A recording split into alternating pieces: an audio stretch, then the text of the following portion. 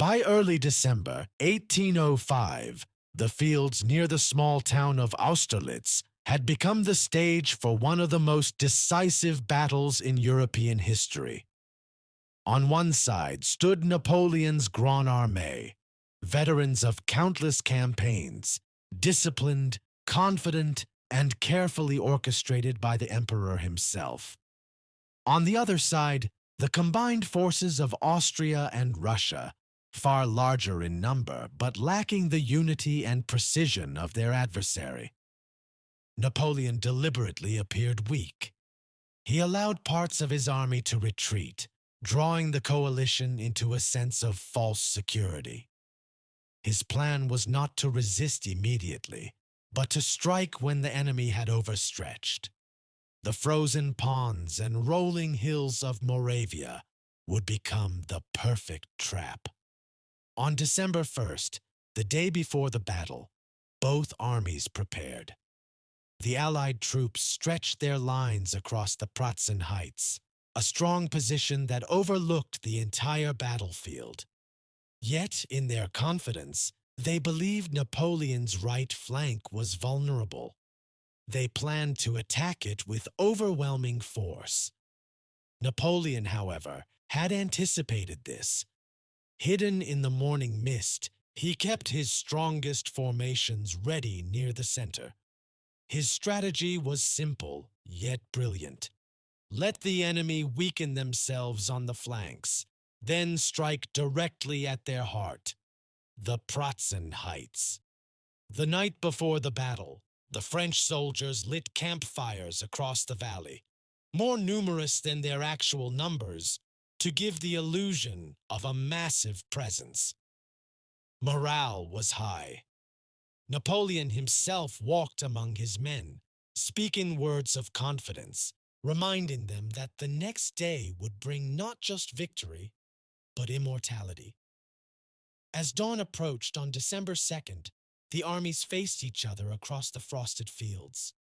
The air was tense, silent, but heavy with the anticipation of battle. Soon the sun would rise, the sun of Austerlitz, as it would later be remembered, and change the fate of Europe forever. On the cold morning of December 2nd, 1805, the armies stood ready. The coalition moved first, just as Napoleon had hoped. Their columns marched against the French right, convinced of its weakness. Snow crunched beneath their boots as they descended the slopes of the Pratzen Heights. What they did not realize was that they were walking into a trap. At the perfect moment, Napoleon gave the signal. The French center surged forward with incredible precision. Marshal Soult's corps stormed the Pratzen Heights, meeting only scattered resistance. The mist lifted, and suddenly the French appeared where the Allies least expected them. The sun of Austerlitz broke through the clouds, illuminating the battlefield as if history itself had chosen this moment. The coalition commanders tried desperately to regroup, but confusion spread quickly. The Allies' lines stretched too far, their strength committed to the flanks. Napoleon had pierced their heart. The Pratzen Heights, the key to the battlefield, now belonged to France. Meanwhile, on the frozen ponds to the south, the Allies attempted a retreat. French artillery opened fire, shattering the ice beneath them.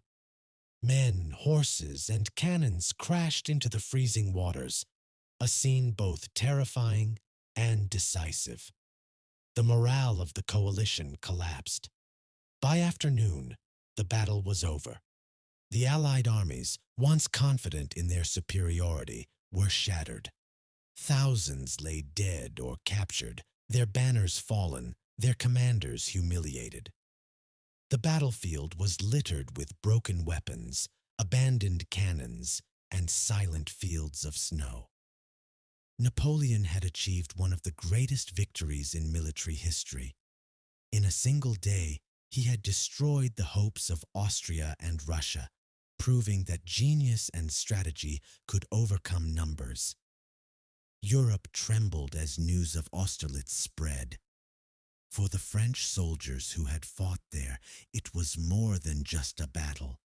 It was glory immortalized. And for Napoleon, it was the moment he would forever be remembered as the master of war.